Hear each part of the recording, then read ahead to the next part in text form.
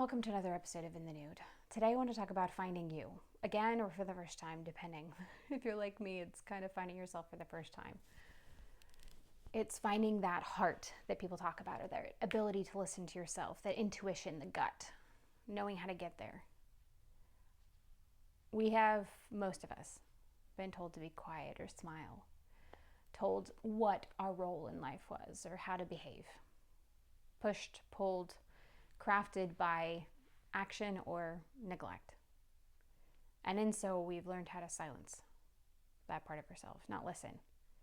Do you ever have no idea that you're hungry until you're almost shaking? Or do you ever forget that you have to use the restroom until you have to, basically wet yourself? It's because we were told that our needs weren't important. We were told to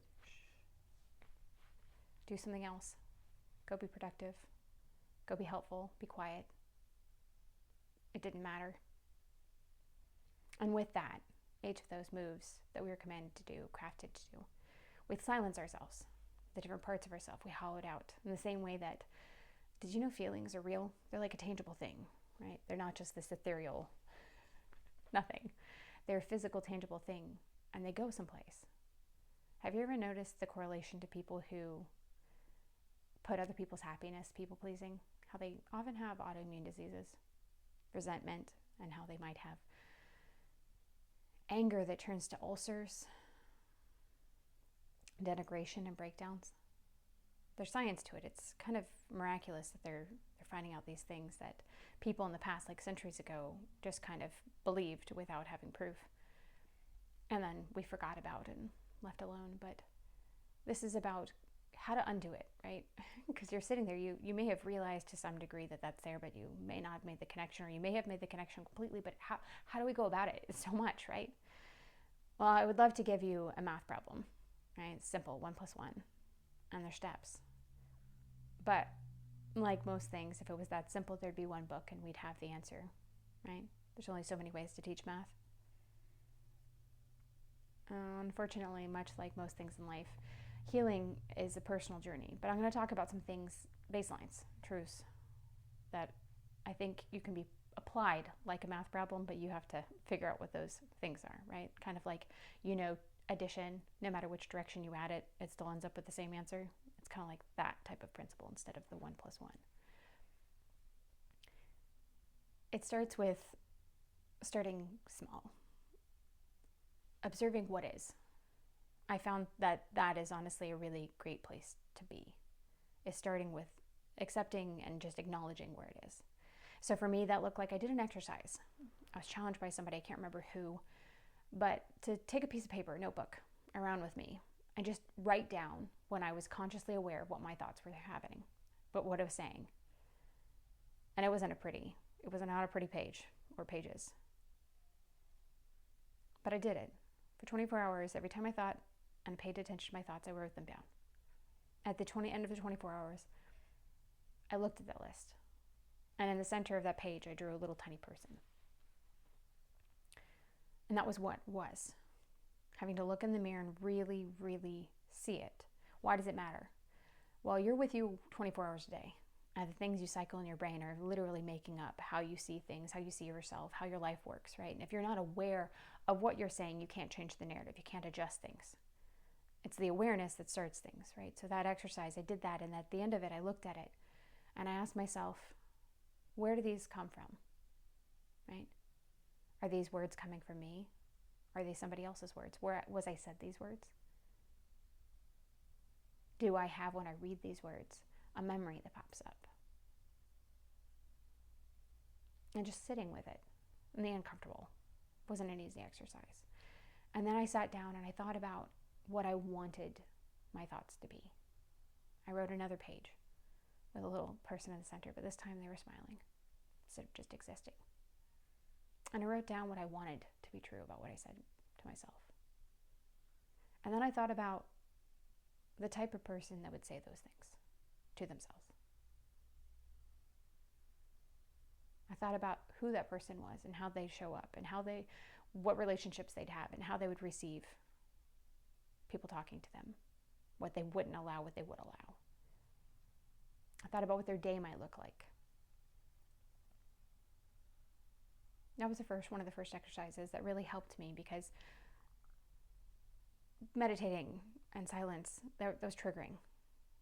And that was that exercise was triggering enough, but it wasn't triggering. It was upsetting more so than like getting me straight into fight or flight, where you start having the anxiety, where you feel like you have to clean everything or do something. Versus when I sat down to try to like meditate, even guided meditation, even for a couple of minutes, I would start seeing and feeling all of this like, oh, tension, chest tight, breathing, forehead clenched, oh, like, so that wasn't an option for me at the beginning. Something else that I did towards the beginning is I didn't have the bodily cues. I'd silenced myself too far. So I started getting curious, right? This looked like, okay, well, I know that I haven't had water, so I should be thirsty. And I started drinking water on a schedule, right? You can get one of those water bottles, right? And just try to maintain it as best you can and celebrate whatever wins you get, right? For me, I just had a big cup, and my goal was to drink 2 of them in a day, right? And if I got one of them down, I'd celebrate because it was more than the water that I had before. And I would eat on a schedule, right? Because I didn't have bodily cues. So I figured, but I can anticipate needs, right? I can help myself start getting into the rhythm of things. And with that, I started noticing that my body would tell me a little bit more. Same thing with using the restroom. I started using the restroom after, like, I would set a timer. And I'd be like, okay, I drank water 45 minutes ago. I probably have something to be able to release now, right?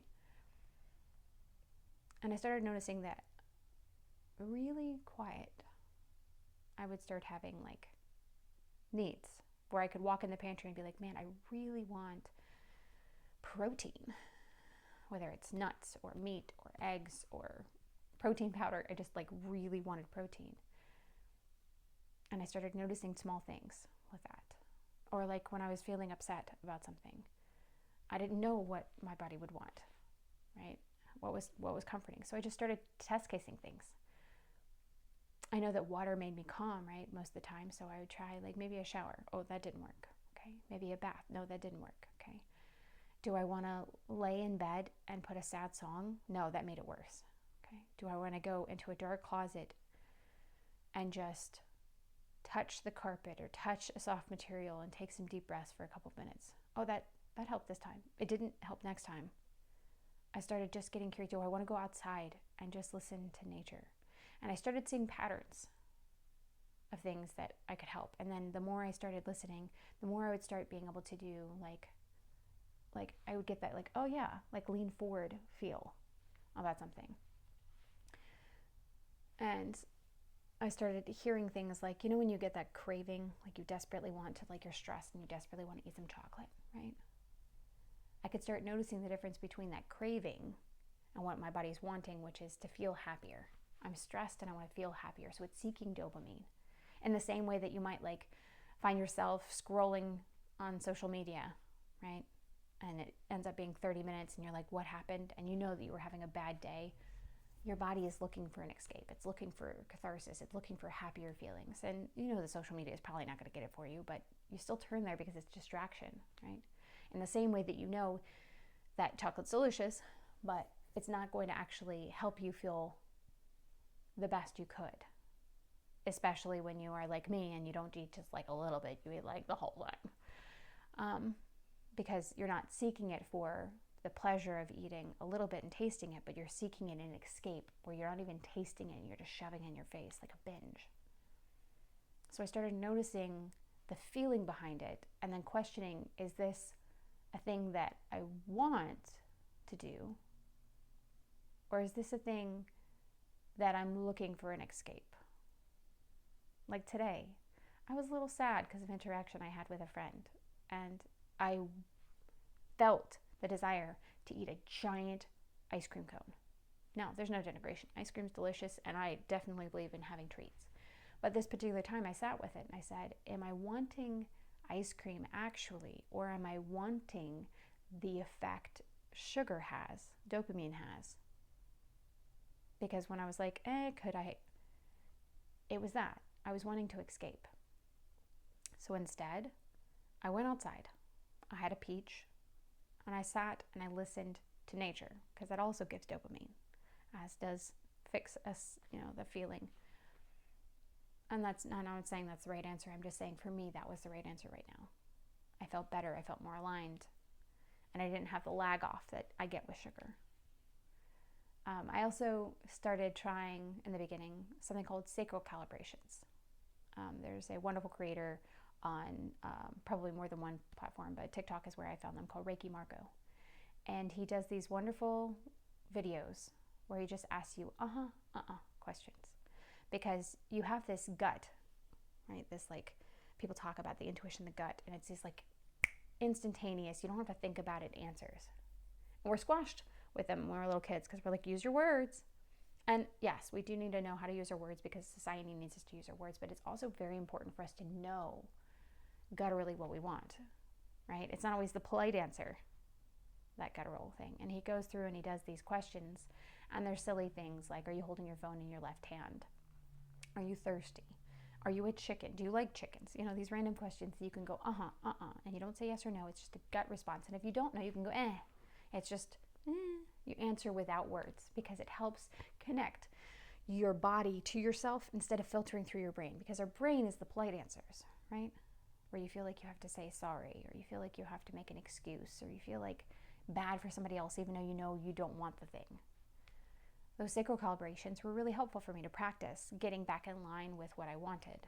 And I started being able to ask those questions of myself and get those inclinations of leaning forward or not all the time, but it started aiming that direction. So it's not these like big, bold moves. It's these tiny adjustments. Another one was shifting from gap theory, or gap thinking is how I refer to it. It's that like tendency where we write a list of 10 things to do and you got done 8 of them, but the only thing you fixate on is the 2 you didn't get done. It's a natural human tendency, right? Especially considering perfectionism and workaholism and authoritarian mentalities and capitalism and striving and all of that. Like, it's a natural inclination, but it creates our focus on the thing we don't want, the lack, versus all the things we can be grateful for. So a shift from that gap thinking, that lack thought process, to grace and gratitude being the base. Thinking through and being really grateful for anything I could in my life, right? On those horrible days, the days that everything's going wrong, being like, you know what? I have sight, like finding anything. And it isn't about being toxically positive. It's just about being able to refound our view, recenter our view, because what we focus on, that's what we get more of, right? When you're really pissed off, you find more reasons to be pissed off. And that isn't to ignore the feeling of being pissed off. It means sit in the feeling, allow it, validate it, because it's probably fair, whatever you're mad at. But then once you felt it, it doesn't have to stay with you. It doesn't have to be an entire day. It will go on itself. Like, if you embrace a feeling, it'll go by itself.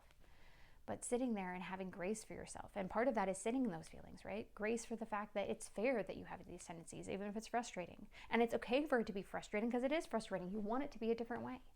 But no matter how much you want it to be a different way, it doesn't change what is right now. And being mad at yourself obviously hasn't helped anything. We've tried that. But sitting with yourself in compassion and understanding of, these patterns and behaviors are there because you coped with what was. And it isn't great, but it was. So let's fix what is. And start with, it's fair to be where we are. That grace, that sitting with ourselves, are allowing our feelings and frustrations and allowing the pain and getting uncomfortable, sitting in it, as gross as that feels and as gross as that sounds, that's the work. And then being grateful for the wins that we can have. Maybe you don't want to react, right? You don't want to snap at people. And the win can be something as silly as, I took a deep breath before I snapped this time. You want to start being more active, but you can't seem to get the motivation because you're depressed. You have the desire. That right there is a win. That's an improvement from, I bet there's days you don't. You're thinking about living a life more aligned than you are. That's a positive because your brain is there. The more we can sit there, we can look to the things and congratulate ourselves to the things that we have tried and we are doing and we are embracing. It changes our focus. It helps us. It's like the stupid car analogy, right? You never own the car and you never saw it, and then you own the car, and all of a sudden you're like, man, everybody has this car, and you're seeing it left and right. Our brain will help us see the things that we focus on. So why shoot yourself in the foot?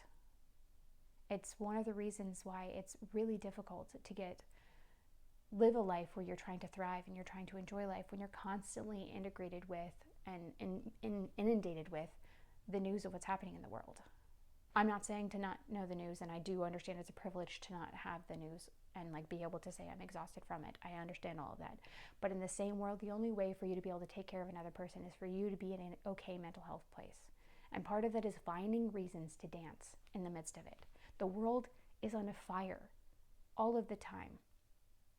And if we just run into the fire and we don't ever take care of our wounds, we can't actually help anyone in the fire. So we got to find the things in the midst of all the chaos and in the midst of all the crazy that's around us, and find the reasons to dance with our hand above our head in the rain. Silly small things. The frivolity, that's another thing I had to learn how to do, is stop denigrating myself for doing something frivolous. Stop comparing my pains to another's. Oh, I didn't have it that bad. It doesn't have to be worse than somebody else's abuse. You don't have to play this game. If you have scars and you had hurt and you felt it. You don't need somebody else to validate it. You can just sit with yourself in that feeling. It's okay to be frivolous. It's okay to do something just because it's fun. You don't have to be productive all the time, because guess what? On top of that, having fun, playing is productive. Resting is productive. The people who don't rest are not sitting there and thriving. The people who don't play, they're not adding to society and life and the joys of things. You have to have balance, like a diet, like a thought process, like anything. Whenever you, like even something as beautiful and fantastic as, say, spinach, right? It's so great for you. If you eat a lot of spinach, it's no longer good for you. It can actively start degrading things in your system because you're not getting enough of other things. You're filling up too much. We need to find the balance. We need to find the reasons to dance and play. We need to accept the fact that we were told a lie. We were told a lie that was told to us by somebody else who bought it from a system that was meant for us to be cogs. And we're trying to break free from that.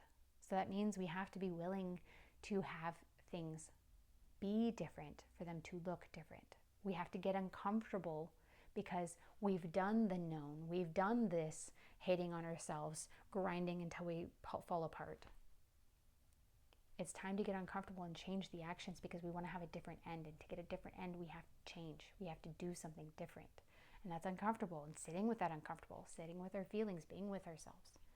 It all cycles back. It all comes down to those same principles that you see lots of different places. And you can find this path and you can like go about it in so many different ways. That's why there's so many different modalities in the healing journey and in the therapy journeys, because different people find connection to different things. I have a friend who resonates with the attachment theory, right? That's the theory of like avoidant attachment, right?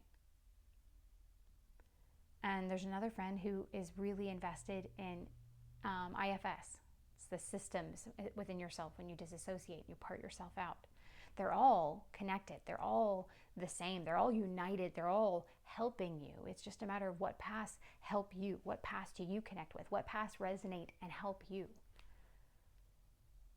It's an exploration and finding the joy in the exploration, and not denigrating yourself when you're getting frustrated, because it's natural to be frustrated. But at the same time, that frustration is founded in the perfectionism you're trying to escape. So you're cycling the same pattern, but that's fair and okay, in the same way that every kid learns in cycles and has to repeat. Think about whenever you learned any math principle. How many times did you have to do a stupid addition problem with regrouping before you finally got it? And yet we come to the table of healing and expect it to be fast. We've done for years the wrong method of math. We are told this math system over here works, but it doesn't. It's broken. And it leads shards of broken people. And we're having to unlearn that entire math system, learn a completely different one, No wonder we're getting chipped up. No wonder we're going back. You want to come back to yourself. You want to find your heart. You want to be able to hear it and know what your passions are and be able to speak them clearly. You want to gutturally know this is aligned with me. You've got to come back to yourself. You got to let go of the other voices. You've got to be willing to get uncomfortable, because the whole process, it's like going on dates with a brand new person, and it's you. You got to you got to explore and find what you like and what you don't like. You might find out when something you never thought was for you was for you. A silly example. I used to hate peppermint mocha. Like, I thought it was so gross. I like peppermint mocha now. I used to think that Italian subs were my favorite. And then I realized, when I started healing and really paying attention to myself, that I didn't actually like that at all. I ate it because it was convenient. Ate it because I was told that that was a good thing. Ate it because it was what somebody else liked, and I was able to have it for free, and therefore I chose to like it. It's kind of like if you were a youngest kid. I call the hump. You may or may not, you might be too young for that, but like, I'm old enough that cars used to have this big hump in the middle, and when you were the youngest, you were stuck with whatever the worst seat was in the car. And I, as a kid, was willful enough that I was going to claim it like I wanted it, because I knew I was going to have it, and therefore I would trick my brain because I wanted it to be true. And we do that to ourselves, and that's a wonderful coping mechanism for when we needed it, but we don't need it now. We have to be brave enough to be willing to see that I changed. When somebody says you changed, see it as a beautiful, wonderful thing. I hope that in a year from now, I don't recognize who I was. And I'm glad that I can look back a year ago or 2 years ago and not recognize the difference that I have. It is, I would love any and all of the paths that I've taken to get here for it to be this simple, easy guide, because I want you to know how wonderful you are. I want you to see how easy it is to fall in love with you. Like, you are, I know that people have made you feel like you're hard to love. You're not. When you start this journey, you start learning how to love yourself, you're going to learn you're not hard to love. When you start letting go of the coping mechanisms, that you'll find out that a lot of the things that you really don't like about yourself are the ways you dealt with being hurt. You are an amazing creature. Fantastic, wonderful, full of curiosity and joy and wonder. Creativity and unique and weird ways from other people around you. A perspective on life that other people need to hear. But you can't get there and you can't see those things unless you're willing to explore it with yourself. And you're worth that. So start small. Celebrate those 1% changes. Dean Graziosi has this analogy where he talks about you drive in a rut for years, right? A tractor, a train, or whatever it is. You're driving and you have this rut where your wheels have just like gone over the same area over and over and over and over and over again. It's real easy to visualize jackknifing your way out of that, right? But reality, you can't actually do that in life. What you're doing is you're just a tiny turn right here, like a tiny, right where you are, just making a tiny shift, a 1% shift. Over the course of time, gets you fully out of that rut. You don't have to do all these big changes. Tiny steps add up to huge change. And when you focus on your tiny steps, you get more of them. You see more of them. You can celebrate more of them. You have more joy because you're focusing on them and not what you're not doing. Celebrating you. You're worth celebrating.